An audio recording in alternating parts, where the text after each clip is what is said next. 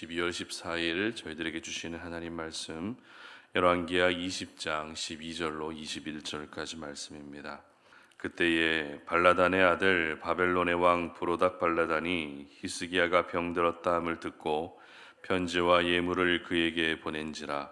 히스기야가 사자들의 말을 듣고 자기 보물고의 금은과 향품과 보배로운 기름과 그의 군기고와 창고의 모든 것을 다 사자들에게 보였는데 왕궁과 그의 나라 안에 있는 모든 것 중에서 히스기야가 그에게 보이지 아니한 것이 없더라.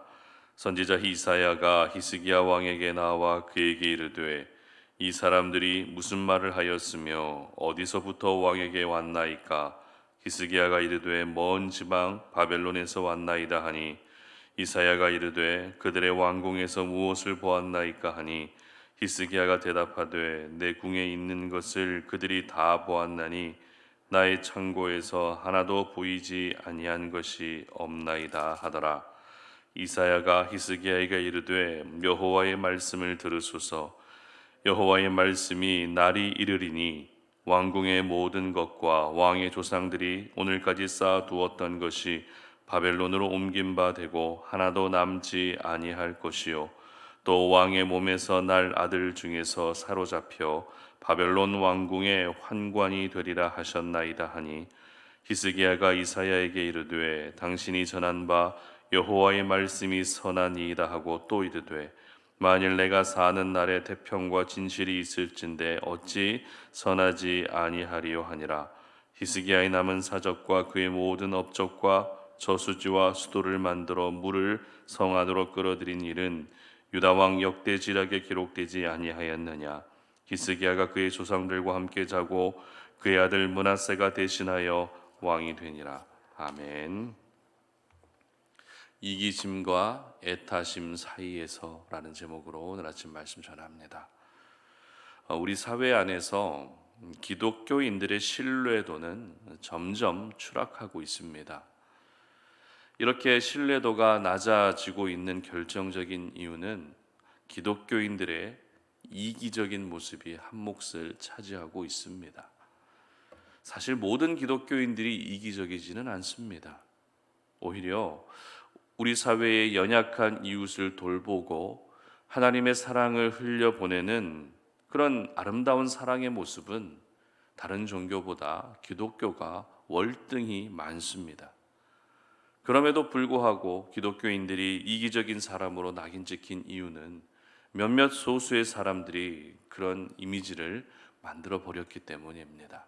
자기만 아는 모습, 주변을 전혀 돌아보지 않는 그런 이기적인 모습을 몇몇 소수의 기독교인들이 만들어 버렸기 때문에 세상의 시선은 기독교인 전체를 그와 같은 눈으로 보게 된 것입니다.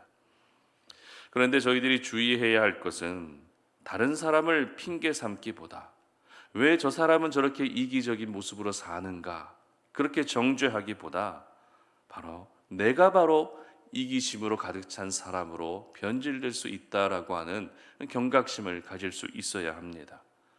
나는 그럴 리 없어, 나는 그러지 않을 거야 라고 장담하는 순간 내가 이기심으로 가득 찬 사람이 될 수 있기 때문에 항상 조심하고 또 조심해야 하는 것입니다. 오늘 본문에 등장하는 히스기야가 바로 이와 같은 이기심 때문에 마지막 이미지가 좋지 않은 모습으로 남겨지게 됩니다. 여러분, 히스기야가 어떤 사람입니까? 그래도 다윗의 신앙에 가장 근접한 사람입니다. 전후 유다 여러 왕 중에 그러한 자가 없었다라고 성경이 분명히 칭찬하고 있는 사람이 히스기야였습니다. 그러나 그런 히스기야마저도 이기심으로 무너져 버린 것을 보게 되면 이 이기심의 문제는 결코 남의 이야기가 아니다라는 것을 알게 됩니다. 다른 사람들만의 이야기가 아니라 바로 나의 이야기가 될 수 있다라는 사실을 먼저 기억할 수 있었으면 좋겠습니다. 그렇다면 히스기야의 이기심이란 구체적으로 어떤 이기심이었을까요? 오늘 본문 19절 말씀 함께 보도록 합니다. 19절입니다. 히스기야가 이사야에게 이르되 당신이 전한 바 여호와의 말씀이 선하니이다 하고 또 이르되 만일 내가 사는 날에 태평과 진실이 있을진데 어찌 선하지 아니하리요 하니라. 아멘. 자, 이 말씀만 보게 되면 히스기야의 말이 이게 무슨 말이지라는 그런 생각을 할 수도 있습니다. 정확한 의미를 알기 위해서는 오늘 본문의 상황을 먼저 알아야 되는데요. 히스기야는 죽을 병이 들었지만 간절하게 기도한 결과 15년의 생명을 더 연장받게 되는 그런 은혜를 경험하게 됩니다. 이렇게 특별한 은혜를 입었을 때 누가 찾아옵니까? 한 손님이 찾아옵니다. 어떤 손님이었죠? 바로 바벨론 왕이 병든 히스기야를 위해서 편지와 예물을 보낸 것입니다. 당시 바벨론은 아수르와 경쟁 국가였기 때문에 바벨론이 남유다와 동맹을 맺는 것은 정치적으로 매우 중요했습니다. 바로 이런 이유로 바벨론 왕이 히스기야에게 예물을 보낸 것이죠. 그러나 문제는 히스기야의 반응이었습니다. 히스기야의 반응을 기록하고 있는 13절 말씀 함께 봅니다. 히스기야가 사자들의 말을 듣고 자기 보물고의 금은과 향품과 보배로운 기름과 그의 군기고와 창고의 모든 것을 다 사자들에게 보였는데 왕궁과 그의 나라 안에 있는 모든 것 중에서 히스기야가 그에게 보이지 아니한 것이 없더라. 어떤 반응이었습니까? 나라의 모든 보물과 무기를 바벨론 사신들에게 보여줬다라는 것입니다. 물론 인간적으로 히스기야를 이해하게 되면 그럴 수도 있지. 그만큼 국력이 강해져 있는 그 나라의 모든 힘을 바벨론 사신에게 보여줄 수 있지. 이런 생각도 얼마든지 할 수 있습니다. 그러나 저희들은 인간적인 시선으로 성경을 보는 것이 아니라 하나님의 시선, 하나님의 마음으로 언제나 성경을 볼 수 있어야 됩니다. 따라서 하나님의 시선으로 히스기야의 반응을 해석하면 이것은 결코 올바른 반응이 아니었습니다. 성경적인 반응이 아니었습니다. 바벨론 사신들에게 나라의 보물과 무기를 보여줬다라는 것은 그 힘을 자랑하는 것밖에 되지 않기 때문에 히스기야의 반응은 결코 올바른 반응이 아니었습니다. 여러분, 히스기야가 자랑해야 할 것이 무엇입니까? 나라의 보물을 자랑해야 됩니까? 아니면 많은 무기들을 자랑하는 것이 맞습니까? 그렇지 않습니다. 히스기야가 가장 먼저 자랑해야 할 것은 살아계신 하나님을 자랑해야 했던 것입니다. 죽을 병이 들어서 생사의 갈림길에 있던 자신의 생명을 연장시켜 주셨던 하나님, 강력한 아수르의 공격을 받아서 위기 가운데 있을 때 아수르의 군대를 물리쳐 주신 전능하신 하나님을 먼저 자랑해야만 했던 것입니다. 그러나 히스기야는 하나님을 자랑하기보다 자신이 가지고 있는 힘, 권력, 무기, 보물 이와 같은 것들을 자랑하고 말았던 것입니다. 그렇다면 이렇게 엉뚱한 것을 자랑한 히스기야에게 전해졌던 메시지는 어떤 메시지였을까요? 17절과 18절 말씀 봅니다. 17절 18절입니다. 여호와의 말씀이 날이 이르리니 왕궁의 모든 것과 왕의 조상들이 오늘까지 쌓아두었던 것이 바벨론으로 옮긴 바 되고 하나도 남지 아니할 것이요 또 왕의 몸에서 날 아들 중에서 사로잡혀 바벨론 왕궁의 환관이 되리라 하셨나이다 하니 아멘. 바로 히스기야가 자랑했던 모든 것을 빼앗기게 된다는 것입니다. 그리고 히스기야의 아들들마저도 바벨론의 신하가 될 것이라는 저주의 메시지를 받게 됩니다. 그렇습니다. 하나님의 자녀라면, 하나님의 백성이라면 하나님을 자랑해야 합니다. 예수 믿는 사람들은 예수님을 먼저 자랑해야 한다는 것입니다. 아무리 내가 수고하여 이루어 놓은 업적과 재물이 많다 할지라도 그것을 자랑하는 것이 아니라 그것을 허락해 주신 하나님을 자랑할 수 있어야 하는 것입니다. 예레미야 9장 23절과 24절 말씀을 제가 읽어 드릴 텐데요. 잘 들어보시기 바랍니다. 여호와께서 이와 같이 말씀하시되 지혜로운 자는 그의 지혜를 자랑하지 말라. 용사는 그의 용맹을 자랑하지 말라. 부자는 그의 부함을 자랑하지 말라. 자랑하는 자는 이것으로 자랑할지니 곧 명철하여 나를 아는 것과 나 여호와는 사랑과 정의와 공의를 땅에 행하는 자인 줄 깨닫는 것이라. 나는 이 일을 기뻐하노라. 여호와의 말씀이니라. 아멘. 나의 지혜도 자랑하지 말고 나의 용맹함과 부함도 자랑하지 말고 오직 하나님을 아는 것과 하나님의 위대하심을 자랑해야 한다라고 분명히 성경은 말씀하고 있습니다.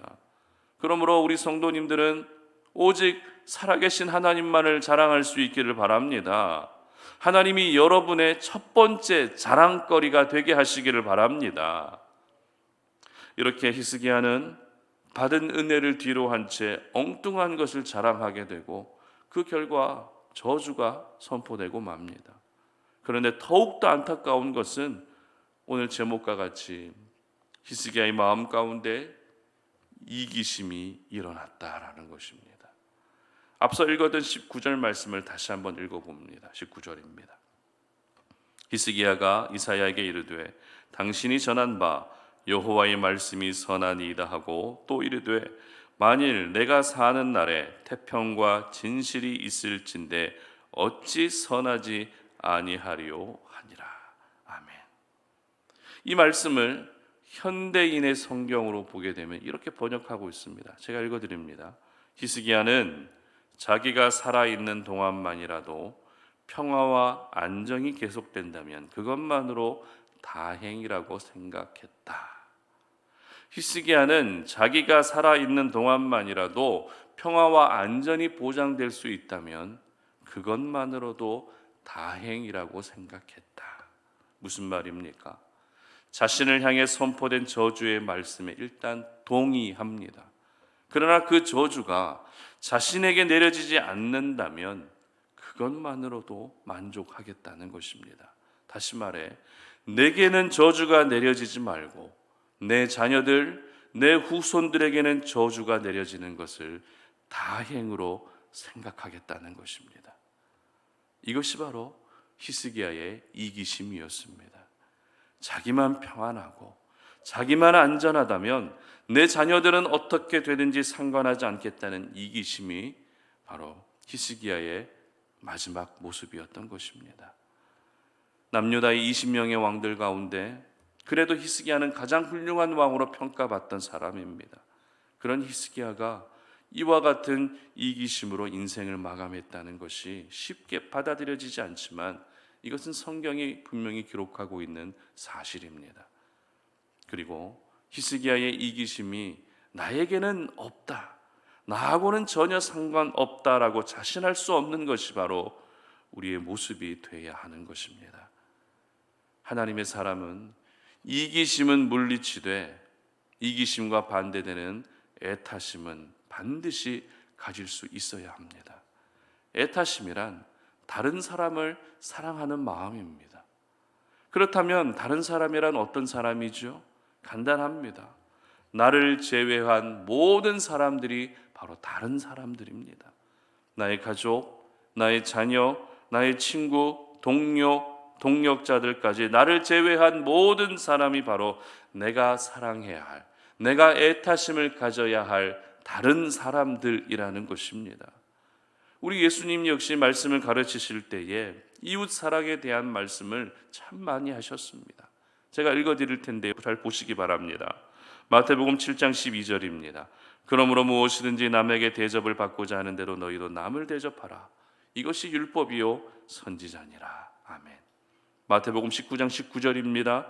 내 부모를 공경하라. 내 이웃을 내 자신과 같이 사랑하라 하신 것이니라. 아멘. 마가복음 12장 31절입니다. 둘째는 이것이니 내 이웃을 내 자신과 같이 사랑하라 하신 것이라. 이보다 더 큰 계명이 없느니라. 아멘. 이처럼 우리 예수님은 우리 시선이 머물러야 할 곳, 하나님의 사랑과 그 받은 사랑을 흘려 보내야 할 곳, 그곳은 바로 자기 자신이 아니라 다른 사람, 즉 이웃들이라고 말씀하셨습니다. 예수님께서 당시 제자들과 오늘을 살아가는 우리에게 명령하신 것은 이기심이 아니라 애타심입니다. 그러므로 이기심과 애타심 사이에서 저희들이 살아야 할 삶이 무엇입니까? 저희들이 나아가야 할 방향은 바로 애타심을 가지고 살아야 한다라는 것을 오늘 이 아침에 여러분 모두 기억하시기를 바랍니다. 이 시대는 이미 기독교인은 이기적이다라고 하는 명제가 만들어져 버린 세상이지만, 그렇다고 해서 나도 역시 이기심을 가지고 사는 것은 성경에 위배될 뿐만 아니라 하나님의 뜻을 거스르는 것밖에 되지 않습니다. 그러므로 여러분 안에 숨겨져 있는 이기심들을 밖으로 표출하지 않으셨으면 좋겠습니다. 히스기야의 이기심이 여러분의 모습 가운데 비춰지지 않게 하시기를 바랍니다. 이기심 때문에 하나님의 영광을 가리우는 일도 없게 하시기를 바랍니다. 이제는 하나님께서 여러분에게 맡겨주신 그 한 영혼 한 영혼을 하나님의 마음으로 섬기고 사랑할 수 있는, 애타심을 실천할 수 있는 저와 여러분의 삶이 되시기를 주님의 이름으로 축복합니다. 함께 기도하겠습니다. 살아계신 하나님 감사합니다. 오늘도 우리에게 주신 그 생명의 말씀을 우리의 마음에 깊이 새기며 우리가 오늘 살아가야 할 삶은 이기적인 삶이 아니라 애타심을 가지고 사는 삶이라는 것을 우리가 기억합니다. 하나님이 우리에게 맡겨주신 수많은 영혼들, 내가 하루하루 만나고 있는 많은 영혼들, 그 영혼들을 먼저 생각할 수 있는 넉넉한 마음을 가진 하나님의 사람들 되게 하여 주시옵소서. 내가 무조건 잘 돼야 된다, 나만 잘 되면 된다라고 하는 이기적인 모습이 내 삶 가운데 내 생각 속에 다 사라질 수 있게 하시고, 이제는 내 주변의 이웃들을 하나님의 시선으로 바라보며 하나님의 사랑으로 그들을 섬길 수 있는 믿음의 사람들 되게 하여 주시옵소서. 감사드리며 예수님의 이름으로 기도드립니다. 아멘.